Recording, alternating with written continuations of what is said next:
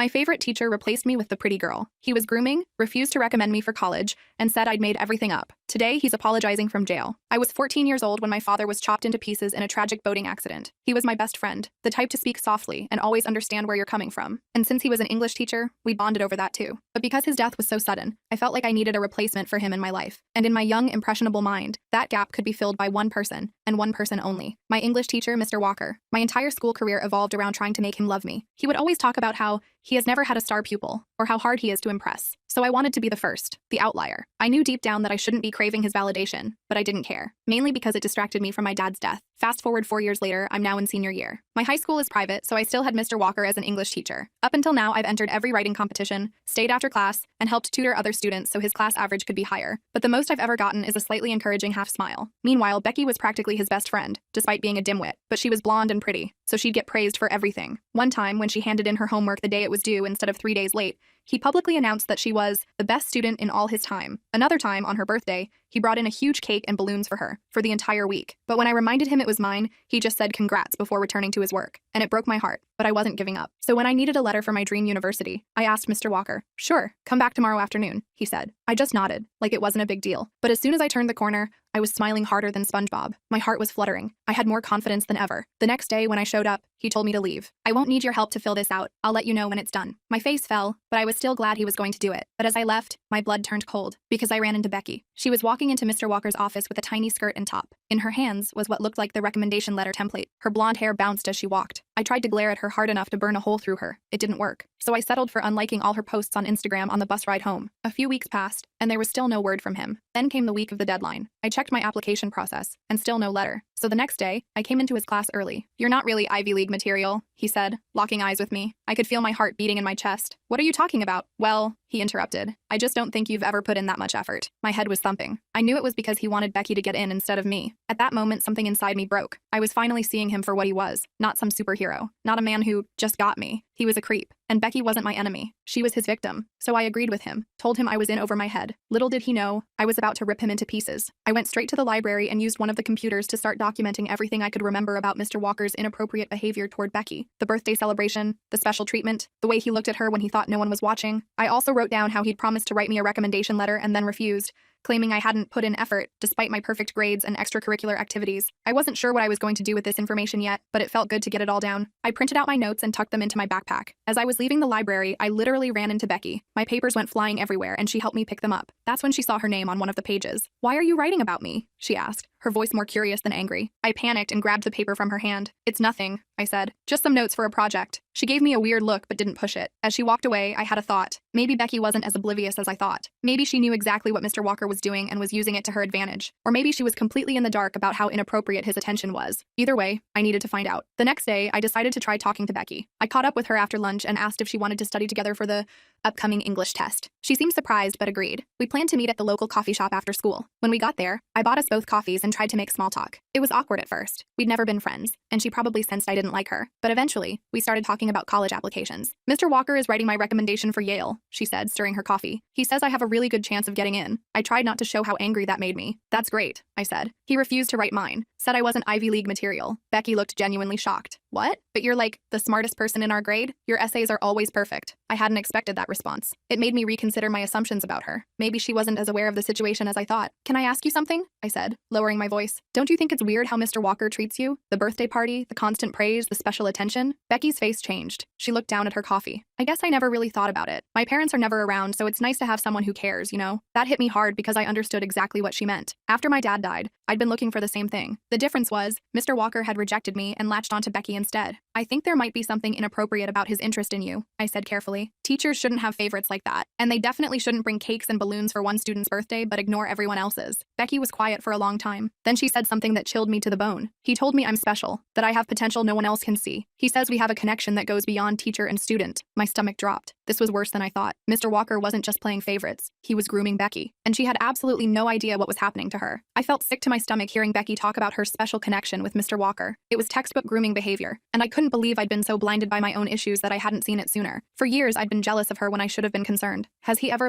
touched you or anything?" I asked, trying to sound casual even though my heart was racing. Becky shifted uncomfortably in her seat. "Not really. I mean, Sometimes he puts his hand on my shoulder when he's looking at my work, and once he hugged me after I won that poetry contest. I nodded, trying not to show how alarmed I was. Does he text you or contact you outside of school? Yeah, sometimes, she admitted. He gave me his personal number for academic emergencies. He sends me articles about writing and stuff. Red flag after red flag. I took a deep breath. Becky, I don't want to freak you out, but what you're describing isn't normal teacher behavior. It sounds like he might be grooming you. Grooming? She looked confused. Like, for a job or something? No, like, preparing you for something inappropriate. Teachers shouldn't be giving students their personal numbers or telling them they have special connections. It's crossing a line. Becky's face flushed. You're just jealous because he likes me better than you. And there it was, the exact response I'd expected. I couldn't really blame her. I probably would have reacted the same way a few days ago. Maybe I am jealous, I admitted, but that doesn't mean I'm wrong. Just be careful, okay? And if he ever makes you uncomfortable, you can talk to me. She nodded, but I could tell she didn't believe me. We finished our coffees in awkward silence, and I knew I hadn't convinced her of anything. The next day at school, I decided to take a different approach. If Becky wouldn't listen to me, maybe someone else would. During lunch, I went to see Ms. Garcia, the school counselor. She was young and seemed pretty cool, so I thought she might actually take me seriously. I knocked on her office door, and she waved me in with a smile. What can I help you with today? She asked. I hesitated. Now that I was here, I wasn't sure how to start. I'm worried about a teacher's behavior toward a student, I finally said. Ms. Garcia's expression turned serious. Can you tell me more about that? I explained everything. The birthday celebrations, the special treatment, the recommendation letter situation, and what Becky had told me about their connection. Ms. Garcia listened without interrupting, taking notes on a yellow legal pad. When I finished, she put down her pen. These are serious concerns, she said. Thank you for bringing this to my attention. I'll need to look into this further. What will happen now? I asked. I'll need to speak with both Becky and Mr. Walker separately, and I'll have to report this to the principal. But I want you to know that your name won't come up in these conversations. We'll protect your privacy. I felt relieved but also nervous. What if Mr. Walker somehow figured out I was the one who reported him? What if Becky hated me for it? But I knew I was doing the right thing. One more thing, I said. I still need a recommendation letter for Yale. The deadline is next week. Ms. Garcia smiled. I'd be happy to write one for you. Just email me your resume and a brief statement about why you want to attend Yale. I thanked her and left, feeling like a weight had been lifted off my shoulders. Someone was finally taking me seriously. The next few days were tense. I kept expecting Mr. Walker to confront me, but he acted completely normal in class. Too normal, actually. He didn't call on me once, even when I was the only one with my hand up. It was like I'd become invisible to him. Becky, on the other hand, was definitely avoiding me. She switched seats in the classes we shared and didn't make eye contact in the hallway. I figured Ms. Garcia must have talked to her already. On Thursday, something weird happened. Mr. Walker wasn't in class. Instead, we had a substitute teacher who said he'd called in sick. The sub handed out some busy work, and then sat at the desk playing on his phone for the rest of the period. After class, I overheard some girls talking. Did you see Becky this morning? She was crying in the bathroom. I felt a pang of guilt. Had my report made things worse for her? I decided to try talking to her again. I found her at her locker between periods. Hey, I said, approaching cautiously. Are you okay? I heard you were upset earlier. She slammed her locker shut. Why do you care? You're the one who went to Ms. Garcia, aren't you? I was taken aback. How did you know that? Mr. Walker told me, she hissed. He said someone was spreading lies about him, trying to ruin his career. He was really upset. My blood ran cold. Ms. Garcia told him I was the one who reported him? No, but it was pretty obvious. Who else would it be? You've always been jealous of our relationship. I tried to stay calm. Becky, think about what you just said. Our relationship. Teachers and students don't have relationships. They have professional interactions. She rolled her eyes. Whatever. You've ruined everything. He was going to help me get into Yale, and now he's probably going to get fired because of you. If he gets fired, it's because of his own inappropriate behavior, I said firmly. Not because of me. Becky just shook her head and walked away. I stood there feeling frustrated and worried. If Mr. Walker knew I'd reported him, what would he do? And how had he found out in the first place? I decided to go back to Ms. Garcia's office, but her door was locked. A note on the door said she was out for the rest of the day. Great timing. The next morning, I arrived at school early, determined to talk to Ms. Garcia before classes started. As I walked down the empty hallway toward her office, I heard raised voices coming from inside. I slowed down, trying to hear what was being said. This is completely unprofessional, a man's voice said. It was Mr. Walker, and he sounded angry. You can't just take the word of one jealous student and launch an investigation. It's standard procedure, Robert, Ms. Garcia replied calmly. When concerns are raised about a teacher's conduct, we have to look into it. It's not personal. Not personal? My entire career is on the line because of some teenager's vendetta. I pressed myself against the wall next to the door, heart pounding. I shouldn't be eavesdropping, but I couldn't make myself walk away. No one's career is on the line yet, Ms. Garcia said. This is just a preliminary inquiry, but I have to say, your reaction isn't helping your case. What's that supposed to mean? It means that innocent people typically cooperate with investigations,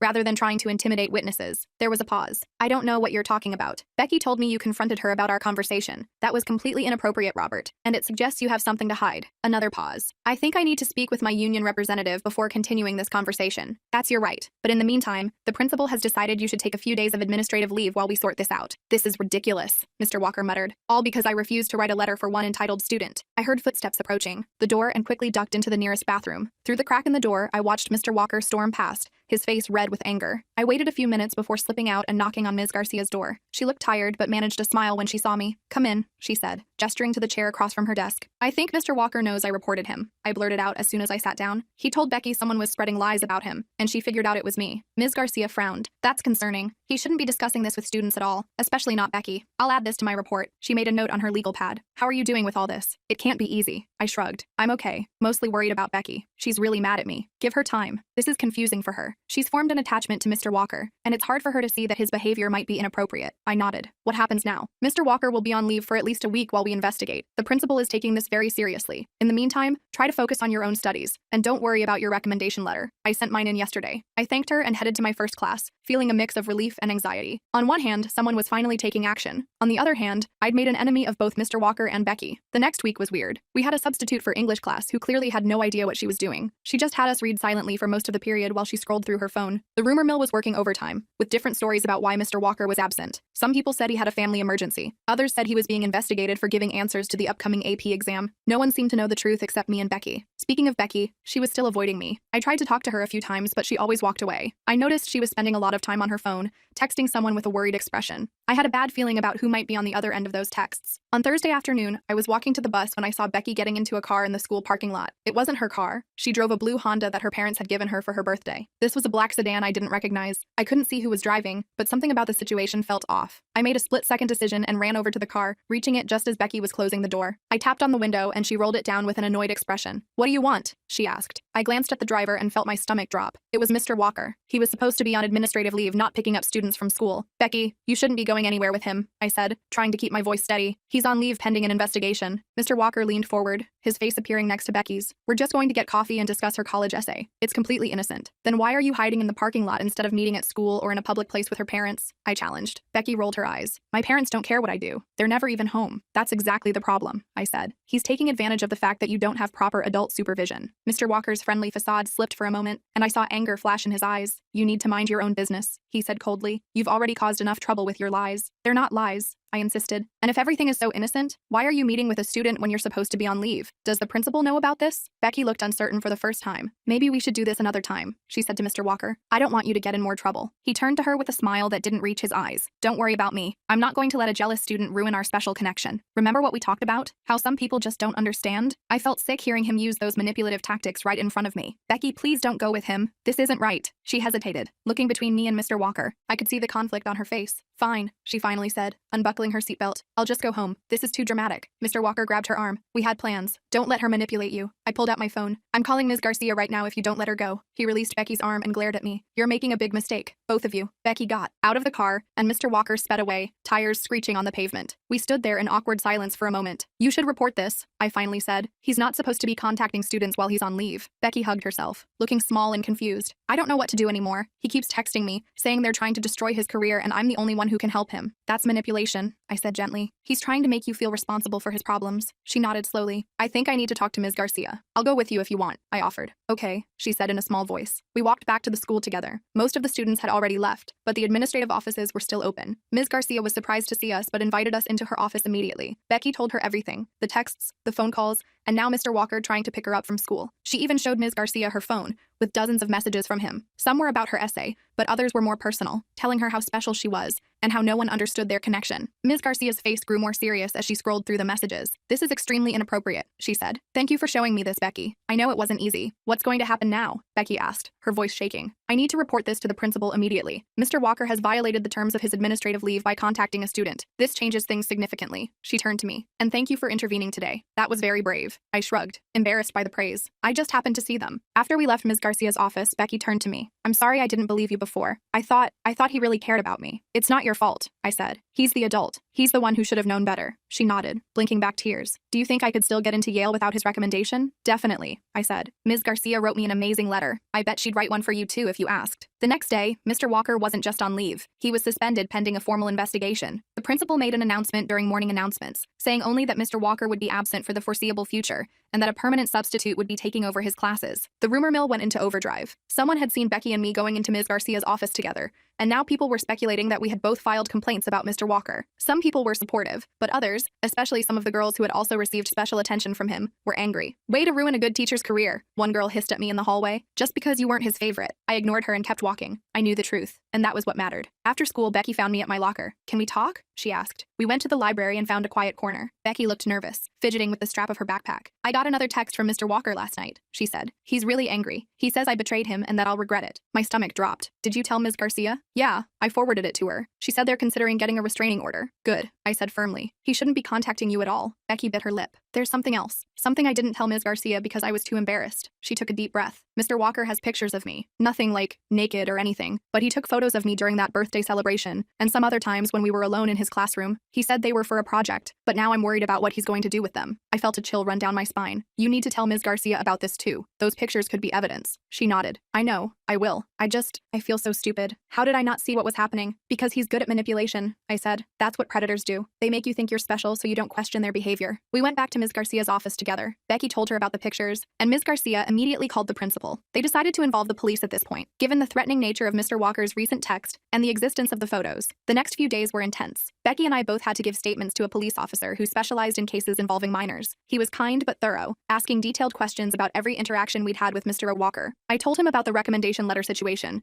and how Mr. Walker had tried to pick Becky up from school. Becky shared the texts and mentioned the photos. The officer told us they would be getting a warrant to search Mr. Walker's home and devices. "You've both been very brave," he said. "This kind of behavior often goes unreported because students are afraid or confused about what's happening." Word got around school that the police were involved, and suddenly the tide of opinion shifted. People who had been defending Mr. Walker started to question his behavior. Girls who had received similar special attention from him began coming forward with their own stories. One junior, Emma, told me that Mr. Walker had offered to tutor her privately at his home last year. "I didn't go because it felt weird," she said, "but I never thought to report it. I just thought he was being nice." The more stories that emerged, the clearer it became that Mr. Walker had a pattern of targeting vulnerable girls, ones with absent parents like Becky, or ones struggling with personal issues, like Emma, whose parents had recently divorced. A week after our police interviews, Ms. Garcia called Becky and me to her office. The principal was there too, looking solemn. "We wanted to update you on the situation," Ms. Garcia said. "The police found evidence on Mr. Walker's computer that corroborates your statements. There were photos of several female students, including you, Becky, and there were inappropriate text exchanges with at least 3 current and former students." The principal cleared his throat. "Mr. Walker has been terminated from his position, effective immediately, and the police are pursuing charges against him for inappropriate conduct with minors." "Will we have to testify?" Becky asked, her voice small. "It's possible," Ms. Garcia admitted, "but the evidence they found might be enough without testimony. The district attorney will make that determination." I felt a mix of relief and anxiety. Mr. Walker was gone,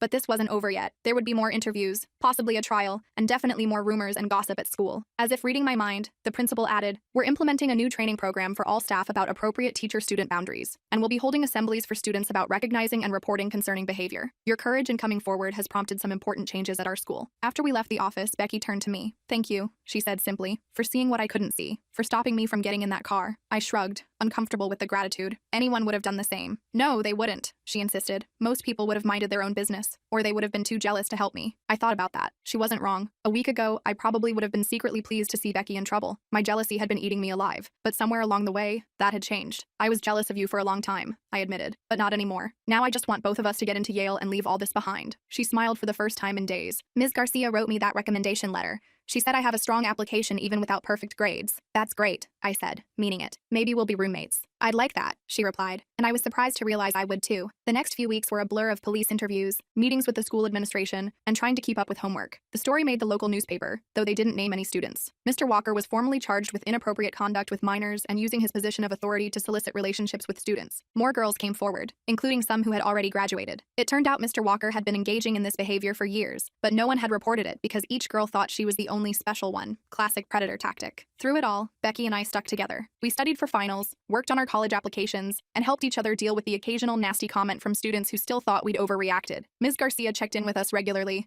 making sure we were handling the stress okay. One afternoon, as Becky and I were leaving school, I spotted a familiar figure in the parking lot. It was my mom, leaning against her car and waving at me. I was surprised. She rarely picked me up from school, preferring that I take the bus. "Mom, what are you doing here?" I asked as we approached. She pulled me into a hug. "I wanted to surprise you. I got a call from your counselor. Today." I tensed. "Ms. Garcia called you?" "Yes. She told me everything that's been happening, about Mr. Walker, and how brave you've been." She looked at me with tears in her eyes. "I'm so proud of you, and I'm sorry I haven't been more present since your dad died." Over the past few weeks, I'd noticed my mom slowly emerging from the fog of grief that had surrounded her since Dad's accident. She'd started asking about my day again, cooking actual meals instead of just microwaving frozen dinners. It was like she was gradually coming back to life. Ms. Garcia's call seemed to have accelerated that process. I introduced her to Becky, and to my surprise, my mom invited her to come over for dinner. "Any friend of my daughter's is welcome in our home," she said warmly. As we drove home, with Becky following in her car, I felt something I hadn't experienced in a long time, a sense of peace. My dad was gone, and nothing could change that. Mr. Walker had never been the father figure I needed, and I was finally okay with that. I didn't need a replacement for my dad. I just needed to remember what he'd taught me, to stand up for what's right, even when it's hard, especially when it's hard. And as for Yale, Ms. Garcia emailed me the next day to let me know that both Becky and I had been accepted. We were going to be roommates after all. I couldn't believe it when I got that email from Ms. Garcia. Yale. Freaking Yale. After everything that had happened with Mr. Walker, getting that acceptance felt like the universe was finally cutting me some slack. Becky was just as shocked as I was when she got her acceptance letter too. We spent like an hour on the phone that night, planning our dorm setup and talking about which classes we wanted to take. The next day at school,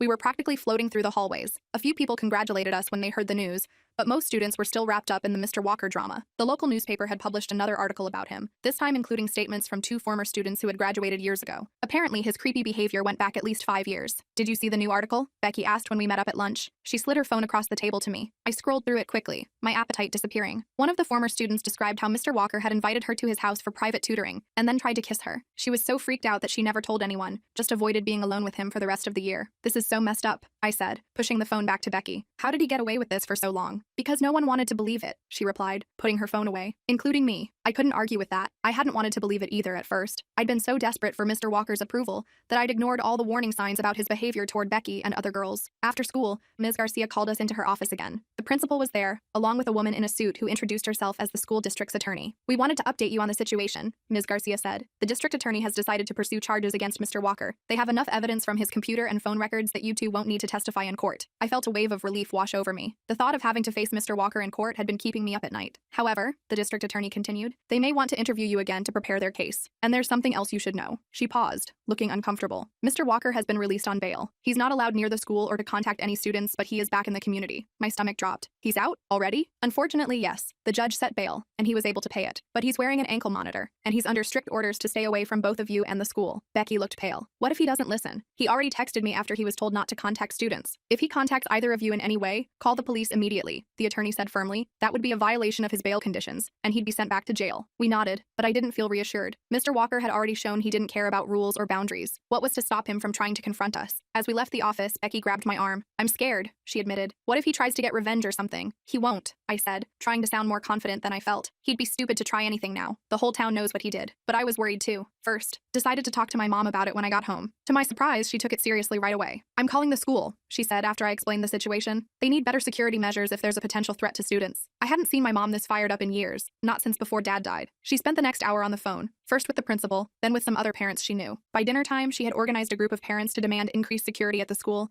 and a buddy system for students walking to and from the parking lot. "No one's going to mess with my kid," she said as she set a plate of spaghetti in front of me. "Or her friends." I almost cried. For so long after Dad died, Mom had been like a ghost in our house, physically present but emotionally checked out. Now she was back, fierce and protective. I hadn't realized how much I'd missed that side of her. The next day, there were security guards at all the school entrances, checking IDs and making sure no unauthorized adults entered the building. The principal made an announcement about the new safety measures, without specifically mentioning Mr. Walker, but everyone knew what was going on. Becky and I stuck together between classes. Some of the other girls who had come forward about Mr. Walker's behavior joined us too. We formed a kind of unofficial support group, sharing our experiences and looking out for each other. Emma, the junior who had told me about Mr. Walker inviting her to his house, became a regular part of our group. "I still feel guilty for not reporting him sooner," she confessed during lunch one day. "Maybe if I had said something, he wouldn't have been able to target anyone else." "It's not your fault," I told her. "He was the adult. He was the one abusing his position." "Yeah," Becky added, "and he was really good at making each of us feel like we were the only special one. That's how predators work." I looked at Becky with newfound respect. A month ago, she had been completely under Mr. Walker's spell. Now she was helping other girls understand what had happened to them. It was pretty impressive. A week passed without any sign of Mr. Walker. The security measures at school remained in place, but I started to relax a little. Maybe he really was going to stay away and let the legal process play out. Then, on Friday afternoon,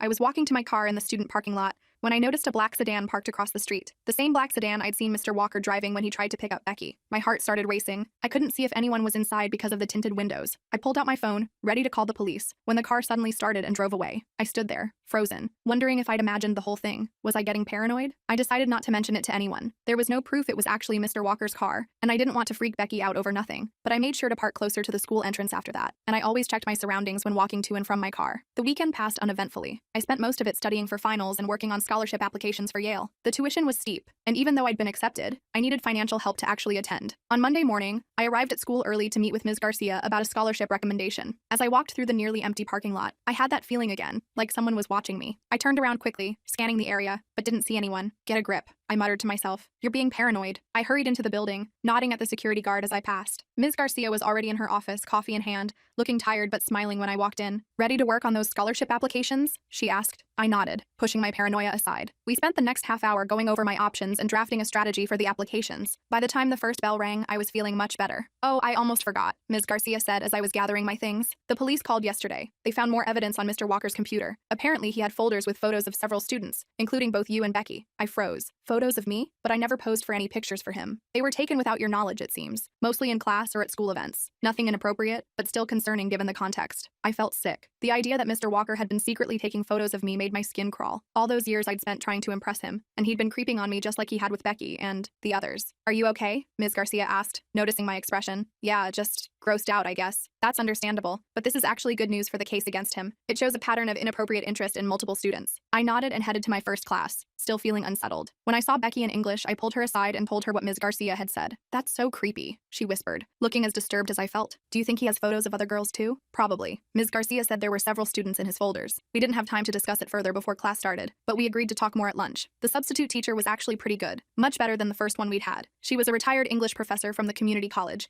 and she knew her stuff. At lunch, our little support group gathered at our usual table. I told the others about the photos, and several girls looked worried. What if he has pictures of me too? Emma asked, biting her lip. The police will let you know if they find anything with your name on it, I assured her. That's what Ms. Garcia said. We were all a bit subdued after that conversation. The reality of Mr. Walker's obsession with his female students was sinking in for all of us. It wasn't just Becky he'd been targeting. It was any girl he thought he could manipulate. After school, I had a meeting with the yearbook committee. We were finalizing the senior section, and as editor, I needed to approve the layouts. The meeting ran late, and by the time I left, the school was mostly empty. The security guards were still at the main entrances, but the hallways were deserted. I walked quickly to the student parking lot, keys in hand. It was getting dark earlier now that winter was approaching, and the lot was dimly lit. I was about halfway to my car when I heard footsteps behind me. I spun around, heart pounding. It was Mr. Walker. He looked different than he had at school, unshaven, with dark circles under his eyes. But it was definitely him, standing just a few feet away from me. We need to talk, he said, his voice eerily calm. I backed up, fumbling for my phone in my pocket. You're not supposed to be here. You're violating your bail conditions. I don't care about that anymore, he said, taking a step toward me. You've ruined my life. My career is over. My reputation is destroyed. All because you were jealous that I gave attention to other students instead of you. I kept backing up, trying to put distance between us. That's not true. You were inappropriate with multiple students. You took photos of us without permission. You tried to groom Becky. His face twisted with anger. I was helping her. She needed guidance, someone who understood her potential, and you turned her against me with your lies. I finally got my phone out and held it up. I'm calling the police if you don't leave right now. He lunged forward suddenly, grabbing for my phone. I jerked back, but he caught my wrist, squeezing hard enough to make me gasp in pain. Let go, I shouted, trying to pull away. Not until you listen to me, he hissed. You're going to tell the police you made it all up, that you were jealous and wanted to hurt me. I'm not doing that, I said, still struggling to free my wrist. Let go of me or I'll scream. His grip tightened. No one will hear you. The security guards are at the entrances, not out here. I was about to scream anyway when I heard another voice. Let her go, Mr. Walker. We both turned to see Becky standing a few yards away. Her phone held up. I'm recording this, she said, and I've already called the police. They're on their way. Mr. Walker's face went pale. He released my wrist and took a step back. Becky, you don't understand. She's manipulating you. She's turned you against me because she was jealous of our connection. Becky's expression hardened. There was no connection. You were grooming me, taking advantage of the fact that my parents are never around, making me feel special so I wouldn't question your behavior. She took a step closer, still recording. But I see through you now. We all do. I moved to stand beside Becky, rubbing my sore wrist. In the distance, I could hear sirens approaching. Mr. Walker looked panicked now. He glanced around like he was considering running, but then his shoulders slumped in defeat. You have no idea what you've done, he muttered. Yes, we do, I said firmly. We stopped you from hurting more girls. The police arrived moments later, 2 patrol cars pulling into the parking lot with lights flashing. Mr. Walker didn't resist as they handcuffed him and put him in the back of one of the cars. An officer took statements from both of us, and another officer reviewed the video Becky had recorded on her phone. "You girls did good," the officer said when we'd finished our statements. "He's going back to jail, and this time I doubt he'll get bail. Violating a restraining order and assaulting Becky? The judge won't look kindly on that." After the police left with Mr. Walker,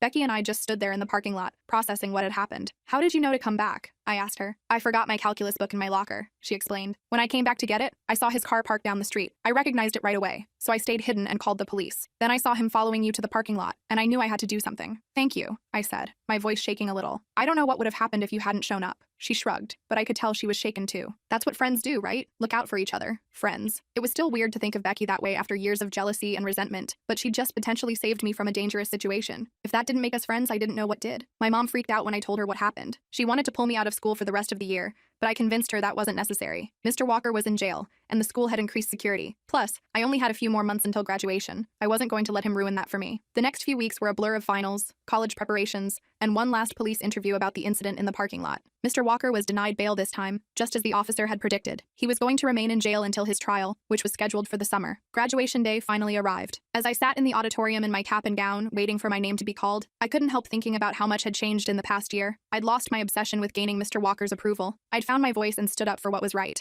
I'd made new friends, including Becky, who was sitting a few rows ahead of me, her blonde hair visible under her cap. And most importantly, I'd started to heal from my dad's death. I would always miss him, but I no longer felt that desperate need to replace him. I had realized that no one could fill that role, and that was okay. I could carry his memory with me without trying to find him in other people. When the principal called my name, I walked across the stage with my head held high. I could see my mom in the audience cheering loudly. Next to her was Ms. Garcia, who had come to support all the students involved in the Mr. Walker case. After the ceremony, as we were taking photos outside, Becky came up to me with a small gift bag. "What's this?" I asked, surprised. "Just a little something for my future roommate," she said with a smile. "Open it." Inside was a Yale sweatshirt and a framed photo of the two of us at the school's spring carnival, arms around each other's shoulders, laughing at something off camera. "So we never forget where we came from," Becky explained, "and what we overcame to get where we're going." I hugged her, genuinely touched by the gesture. "Thanks for everything." My mom joined us, insisting on taking about 1,000,000 photos of me and Becky in our caps and gowns. As she was snapping away, I caught sight of Ms. Garcia talking to some other parents nearby. She caught my eye and gave me a thumbs up. That summer went by in a flash. Mr. Walker's trial was quick. With all the evidence against him, including the video Becky had taken in the parking lot, he didn't stand a chance. He was sentenced to 5 years for inappropriate conduct with minors